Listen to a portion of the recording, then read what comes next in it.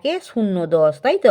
তাহলে 0টা হচ্ছে এককের ঘরে, একটা হচ্ছে দশকের ঘরে আছে। Hello students, welcome to our channel শিক্ষা একাডেমি।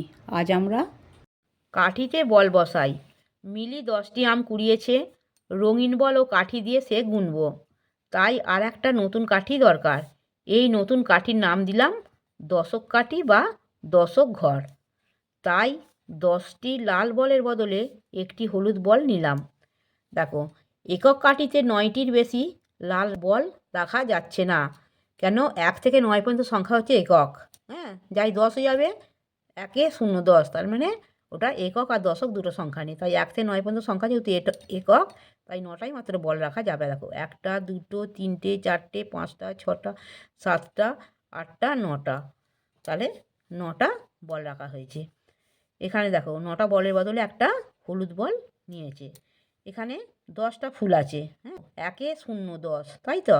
0টা হচ্ছে এককের ঘরে আর দশকটা হচ্ছে একের ঘরে। তাই এটা এককের ঘরে 0 মানে কি? 0 বসালাম আর এখানে 1 আছে, তাহলে একটা বল নিলাম। 10 বল বসাই, তাহলে 10 মানে একে 0 10, তাই তো?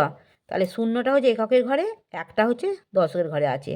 তাহলে 0টা এককের ঘরে, একটা দশকের ঘরে। তাহলে এখানে যেহেতু 1 লেখা হয়েছে, তাহলে এখানে আমি একটা বল বসাবো। এখানে দেখো 10 আছে, তাহলে এককের ঘরে 0 0 বসাই।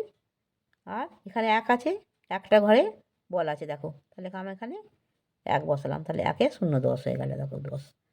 আমার পড়ানো যদি তোমাদের ভালো লেগে থাকে তাহলে এই ভিডিওটি লাইক করবে, বন্ধুদের মধ্যে শেয়ার করবে এবং আমার চ্যানেলটিকে সাবস্ক্রাইব করে বেল আইকনটি অন করে দেবে।